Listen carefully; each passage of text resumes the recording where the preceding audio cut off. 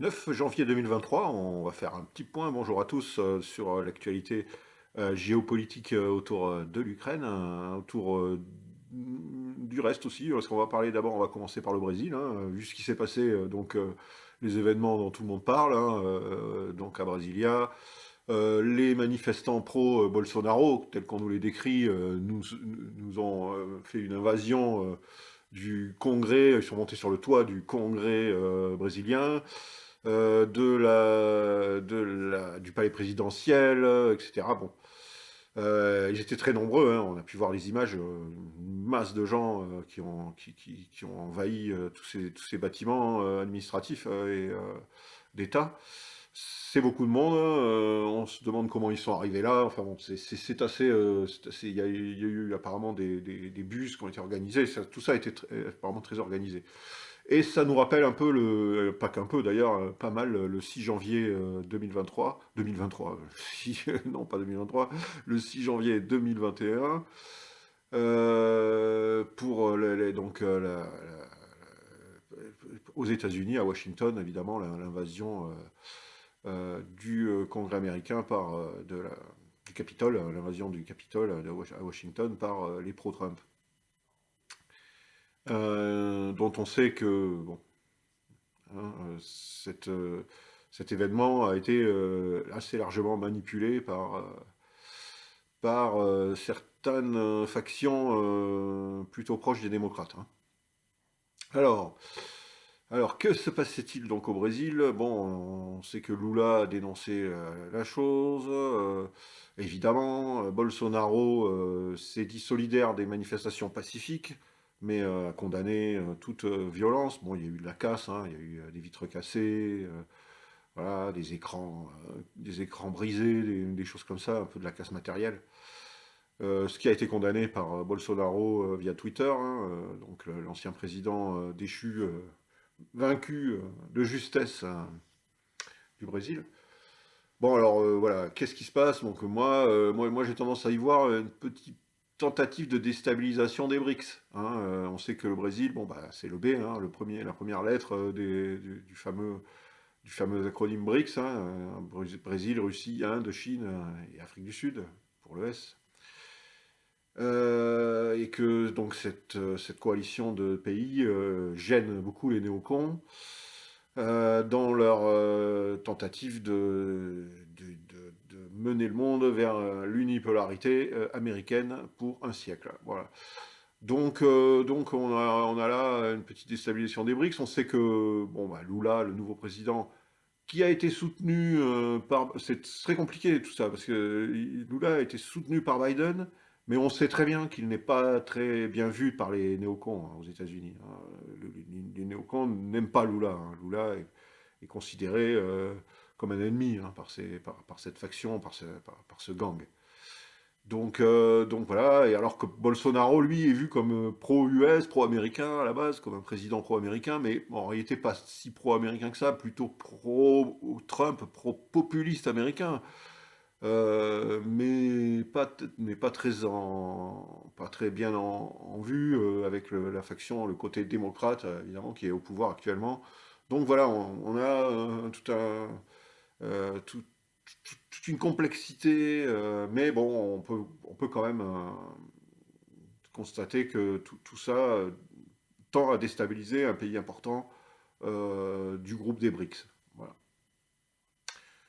Et bon, à suivre, hein, à suivre la suite des événements, on verra ce qu'il en sortira, probablement, probablement dans les semaines qui viennent. Sinon, on va retourner sur l'Ukraine. Alors bon, il y a eu cette frappe sur Kramatorsk, frappe russe donc sur deux bâtiments à Kramatorsk, deux bâtiments qui étaient donc remplis de soldats ukrainiens d'après le ministère de la Défense russe. Et ces bâtiments, donc un bâtiment, c'était donc de dortoirs apparemment, de grands bâtiments. Un bâtiment a abrité, toujours selon le ministère hein, russe, hein, on a abrité 600 soldats ukrainiens, l'autre en a abrité 700. Les deux donc auraient été touchés par des frappes de missiles de précision russes et le ministère de la Défense russe nous annonce 600 morts parmi les soldats ukrainiens qui se trouvaient dans les bâtiments. Bon, alors, cette frappe, ces frappes sur ces deux bâtiments, c'était une représaille, c'était des frappes de représailles après, évidemment, la frappe sur Makeyevka par les Ukrainiens, qui a vu la mort de, selon les Russes, 89 soldats mobilisés, récemment mobilisés donc, de la Fédération de Russie. Bon, ben, selon Zelensky, selon le pouvoir ukrainien, oui, selon 300 à 400 morts. Bon. Évidemment, ce chiffre ukrainien n'est pas crédible, et je pense que le chiffre donné par le ministère de la Défense russe ne l'est pas non plus, de 600 morts. Ils ne peuvent pas le démontrer. Alors, les Ukrainiens, eux, prétendent qu'il n'y a pas de victimes, qu'il n'y avait pas de soldats dans ces bâtiments. Bon, ça, on sait ce que valent les affirmations du pouvoir ukrainien. Hein. C'est difficile à dire. On a vu des images. Bon, il y a des images qui circulent, des images qui circulent du côté pro-russe, des images qui circulent du côté pro-ukrainien. Et ces images semblent montrer donc les fameux bâtiments en question n'auraient pas été touchés directement. Il y aurait il y a des cratères tout proches de ces bâtiments, bon, dont le souffle de l'explosion a détruit toutes les fenêtres, etc. On peut voir sur certaines vidéos des débris de vitres à l'intérieur du bâtiment, mais on voit pas de victimes. Les médias français considèrent qu'il n'y avait pas de soldats ukrainiens dans ces bâtiments. Bon, parce qu'ils reprennent évidemment la propagande ukrainienne. On n'en sait rien. Mais moi, je pense que le chiffre de 600 morts avancé par le pouvoir russe n'est pas crédible. Pas plus que celui de 400 morts avancé par le pouvoir ukrainien dans l'attaque sur Makeyevka. Après, nous n'avons pas de chiffres sur les pertes. Nous ne pouvons pas, on ne peut pas savoir. Rien qui nous le démontre. Il y en a eu probablement. Il y a eu probablement des victimes. Peut-être pas. Il y a eu des dégâts matériels en tout cas. Ça, on les voit sur les images. Donc voilà, bon, évidemment, si le pouvoir russe c'est un peu trop avancé, on voit que depuis qu'ils ont fait cette annonce de 600 morts, etc., bon, depuis, s'il y a un petit peu profil bas, on les entend plus. Hein. Bon, on se doute qu'il y a peut-être eu une annonce qui a été faite un peu rapidement, on verra. Sinon, sinon sur le front, la bataille de Bakhmout continue, et particulièrement sur Soledar, qui est une petite localité, petite mais quand même assez importante localité qui est au nord donc de Bakhmout. Et, euh, et les Russes seraient en train d'encercler vraiment Soledar par le sud et par le nord. Les mâchoires russes se referment. Ils auraient pris donc au sud de la ville une partie de la gare de Soledar, et au nord une partie d'une cité avec des grands bâtiments. Ils occuperaient peut-être un bâtiment, voire plusieurs, de cette partie nord de la ville. Donc les mâchoires se resserrent, ils pourraient avancer, par ces têtes de pont, ils pourraient avancer vers des villages qui se situent à l'ouest de Soledar, et ainsi encercler totalement Soledar et les troupes ukrainiennes qui se trouvent à l'intérieur. Bon, à moins que celle-ci ait la bonne idée de se replier avant, ce qui serait quand même de la sagesse, mais semble pas être dans les plans ukrainiens. Les Ukrainiens veulent à tout prix défendre Soledar, défendre Bakhmut. Alors on envoie des renforts en permanence qui sont massacrés, qui doivent être remplacés. On a entendu que certaines parties du front au sud des troupes qui avaient été donc massées, des troupes ukrainiennes qui avaient été massées au sud du pays pour peut-être tenter une attaque sur Melitopol, une attaque sur l'oblast de Zaporozhye, sur le sud donc de l'oblast de Zaporozhye, à partir du nord et donc de la ville de Zaporozhye. Mais ces troupes auraient été envoyées sur Bakhmut pour défendre Bakhmut. Bon, apparemment, les Ukrainiens veulent défendre avec acharnement cette ville. On ne sait pas trop pourquoi. Stratégiquement parlant, ça ne semble pas avoir un sens vraiment au niveau stratégique, au niveau ni tactique ni stratégique. On voit mal le sens de cet acharnement et de payer un coût aussi lourd en vie humaine et en matériel pour défendre ces deux localités. Bon, alors moi j'ai mon explication, hein, c'est comme souvent avec l'Ukraine, hein, c'est en fait un acharnement qui est dû à des raisons politiques. On se souvient que Zelensky nous a offert un show absolument magnifique à Washington quand il est allé donc au Congrès de Washington, offrir le drapeau ukrainien à Nancy Pelosi, qu'elle a fièrement affiché, un drapeau ukrainien qui était donc recouvert de signatures, soi-disant des soldats recueillis par soi-disant Zelensky, qui était soi-disant allé à Bakhmut. À mon avis, il n'y a pas mis les pieds, mais ça c'est une mise en scène, mais ça c'est mon avis. Et pour recueillir donc sur ce drapeau ukrainien des signatures des soldats qui défendaient Bakhmut, et donc Pelosi a fièrement affiché, donc Pelosi évidemment, égérie néocon, etc., du pouvoir américain.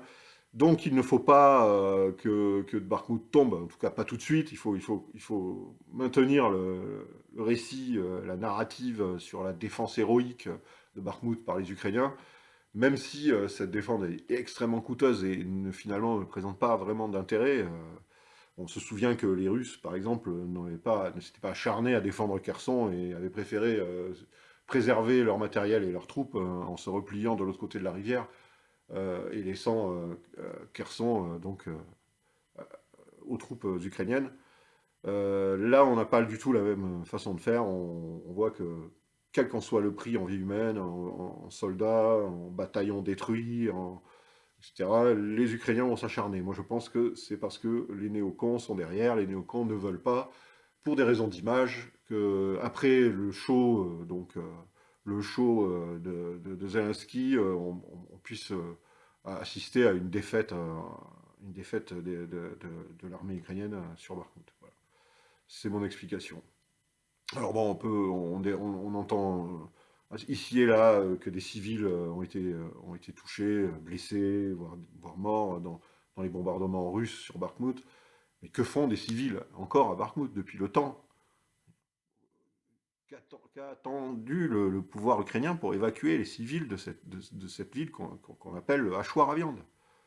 Euh, Laisser des civils terrés au fond des caves dans cette ville, c'est vraiment, ça rappelle Mariupol, c'est vraiment volontaire, c'est vraiment dans le but de faire des victimes civiles et de pouvoir après les afficher dans les médias occidentaux pour charger encore la Russie de tous les maux et pouvoir se présenter en victime, mais c'est sacrifier des civils pour des questions d'image. Ces civils auraient très bien pu être évacués depuis longtemps. Il aurait pu y avoir un seul civil à Bakhmut. C'est un endroit pour les civils. Voilà, bon, c'est assez dingue, mais c'est ça, c'est la réalité. Civil, bon, bah, Soledar, actuellement, c'est là que ça se passe. Et Soledar, ça pourrait devenir le nouveau Mariupol, hein.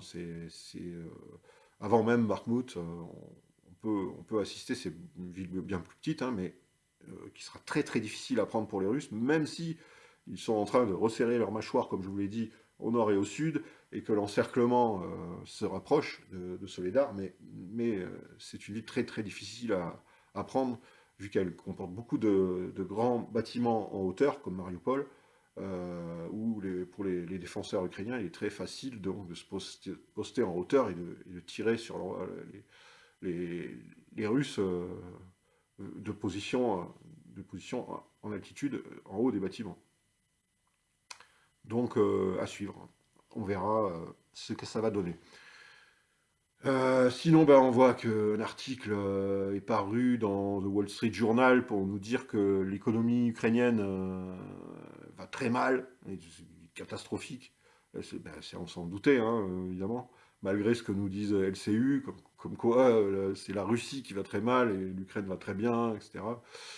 Voilà, c'est comme pour les chars, hein, sur LCU, donc la chaîne ukrainienne, hein, qui s'appelle normalement LCI, mais que nous avons tous rebaptisé LCU, puisqu'elle parle 24 heures sur 24 de l'Ukraine dans le sens de la propagande ukrainienne, évidemment, toujours dans le sens de la propagande ukrainienne. Donc LCU nous avait dit que lors du fameux siège de Kiev, bon, ce siège de Kiev, c'est vraiment une invention, ça n'a jamais existé, il n'y a jamais eu de siège de Kiev, mais bon, lors du siège de Kiev, les Ukrainiens auraient pris des milliers, voire plus de 1000 chars aux Russes, donc apparemment les Ukrainiens devraient avoir, selon, si on en croit à LCU, devraient avoir des chars à profusion, et bon, apparemment il faut leur en envoyer, il y a de grandes négociations en ce moment, entre l'Allemagne, la Pologne, etc., pour livrer des chars léopards, des chars lourds, hein, parce que bon, les chars légers MX-10 des Français, ça va pas suffire, hein, ça fera pas la différence. Alors on parle de livrer des chars léopards allemands, donc de fabrication allemande, soit par les Polonais, mais ils ne veulent pas être les premiers, ils ne veulent pas livrer leurs chars, ils veulent les garder pour eux, ce qui est bien compréhensible. Les Allemands non plus ne veulent pas trop livrer des chars léopards. On a parlé des Espagnols, enfin bon. Bon, apparemment, ils ont quand même besoin de chars, même si ils ont pris tous les chars lors du fameux siège de Kiev, et tous les chars russes, mais apparemment ils en ont encore besoin de chars. Tout ça est très logique. Voilà, voilà. Bon, bah, écoutez, on va parler d'autres choses. Bon, un sujet très important. Et donc, les médias ne vous parleront pas, n'ont pas parlé. Un journaliste, hein, donc, de l'Union européenne, un journaliste letton, Marat Kassem, a été arrêté en Lettonie, dans son pays, pour avoir enfreint les sanctions anti-russes. Ce journaliste travaille pour l'agence Sputnik, qui est un peu l'agence de l'équivalent de l'AFP pour la France, hein, en Russie, c'est un peu la réponse à l'AFP ou à Reuters, etc., des Russes. Hein. C'est donc une agence russe, donc bon, bah, évidemment, qui donne le point de vue en russe des choses. Bon, on sait que leur site a été interdit en France, hein, leur site internet a été interdit en Europe, d'ailleurs, dans l'Union européenne plutôt, et y compris donc en France, tout comme la chaîne RT France, qui leur fait partie du même groupe hein, d'État russe. Donc ce journaliste, donc Marat Kassem, c'était un laiton qui travaillait donc dans cette agence. Il a été arrêté pour avoir enfreint les sanctions anti-russes et soi-disant pour espionnage. On arrête des journalistes pour espionnage en Iran, hein, mais dans l'Union européenne, on ne savait pas. Hein, ben voilà, voilà. Alors bon, moi je vous donne mon explication de la chose. Hein. Si ce journaliste Letton a été arrêté dans son pays, il risque 20 ans de prison. Hein. Attention, hein, c'est sérieux, les charges qui sont contre lui, lui font encourir 20 ans de prison dans son pays. Bon, bah, si ce journaliste a été arrêté, pour moi, c'est clairement une provocation contre la Russie. On attend que la Russie fasse une réponse similaire et que le pouvoir russe arrête un journaliste quelconque, hein, un journaliste russe, travaillant pour un média anti-Poutine, etc., ou un journaliste européen, enfin, en réponse du berger à la bergère, on attend la même chose de la Russie pour pouvoir accuser la Russie d'arrêter les journalistes, évidemment. Mais personne ne parle de Marat Kassem, évidemment, personne dans l'Union européenne n'en parle, et vous n'entendrez pas parler sur LCU, ça c'est sûr. Mais si la Russie a la mauvaise idée de faire en réponse la même chose et d'arrêter un journaliste, là vous en aurez toute une histoire. Je vous le promets. Voilà. Alors en tout cas, il fait à suivre. Hein, quel sera le sort de ce journaliste? Retenez son nom, Marat Kassem. Il est en prison actuellement dans son pays, la Lettonie. C'est un laiton. Mais il a le tort de travailler pour un média russe. Hein, et donc d'être ainsi accusé d'enfreindre les sanctions contre la Russie et même d'espionnage. Ce qui, bien sûr, est très grave. Donc à suivre. Voilà, bon, alors, bon, sinon j'avais deux petites nouvelles à rajouter pour égayer l'atmosphère. Alors, on apprend que Taïwan envoie ses missiles pour réparation. Devinez où? Bah non, pas aux États-Unis. Quand Taïwan a besoin de faire réparer ses missiles, Taïwan les envoie en réparation en Chine. Ben oui. Alors ça, bon, bah, évidemment, ça, c'est merveilleux, vous l'entendrez probablement pas non plus dans les médias, mais c'est pourtant paru tout à fait officiellement. Le gouvernement taïwanais s'en est ému d'ailleurs, hein. Apparemment, il n'était pas au courant, hein. Le pouvoir taïwanais n'était même pas au courant que ces missiles étaient réparés en Chine. Bon, ces missiles qui sont censés défendre Taïwan contre une agression chinoise. Bon, c'est quand même, vous avouerez qu'on vit dans un monde merveilleux, hein. Quand c'est quand même génial. Bon, et puis sinon, bah, on apprend que la Roumanie va acheter pour plus de 200 millions de dollars de missiles à Raytheon, là, une entreprise évidemment du complexe militaro-industriel américain. Donc plus de 200 milliards, 200 millions plutôt, 200 millions de dollars, 208 millions de dollars de missiles pour protéger ses côtes, hein, missiles missiles anti-bateau, hein, anti-maritime, hein. Je ne sais pas comment on dit exactement, je ne suis pas un spécialiste, mais enfin, c'est pour protéger donc sa côte sur la mer Noire. Bon, bah, évidemment, pourquoi pas d'une agression, possible agression de la Russie. Enfin, bon. Donc bon, ouais, voilà, ça fait marcher le complexe militaro-industriel, hein, tout ça, hein, tous ces conflits, c'est super pour les boîtes comme Raytheon, les boîtes américaines. Le complexe militaro-industriel américain va marcher à plein tube. Voilà, c'est super. Et bien là, l'Europe, hein, voilà, bon ben, non, on n'a pas besoin de matériel européen pour la Roumanie, hein, du matériel américain fera très bien l'affaire. Bon, ben écoutez les amis, je vous laisse là. Si vous avez apprécié cette vidéo, ben, ce sera sympa de me mettre un petit pouce bleu en dessous, hein, si vous jamais vous avez apprécié. Puis si vous aimez bien suivre mes vidéos régulièrement, bon bah si vous aimez bien, vous pouvez vous abonner, c'est gratuit, ça coûte rien, et moi ça m'aide beaucoup pour essayer de faire développer un peu cette chaîne et puis améliorer. Peut-être que voilà, si suffisamment de gens s'abonnent, etc., ça va m'encourager. Et puis donc merci d'avance, hein, si vous pouvez. Puis si vous appréciez pas mon contenu, vous vous abonnez pas, hein, c'est pas un problème. Vous ne mettez pas de pouce bleu, vous vous abonnez pas. Il n'y a pas, y a pas de souci avec ça. Et puis bon voilà, bon, mais vous pouvez aussi me suivre sur Odyssée, sur Rumble, même si Rumble est accessible en France uniquement avec un VPN. Mais j'y suis quand même, vous pouvez me suivre donc sur Odyssée, sur Rumble, vous avez les adresses en dessous. Je vous conseille une nouvelle fois, pour ceux qui ne l'ont pas encore fait et qui sont sur Twitter et qui ne le suivent pas, de suivre le compte Twitter de Jacques Frère, hein.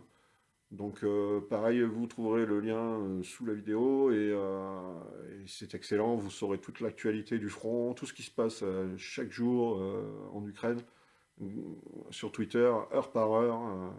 C'est parfait. Et donc, je vous dis à bientôt. On se retrouve dans la semaine, on se retrouve dans quelques jours et portez-vous bien. Ciao.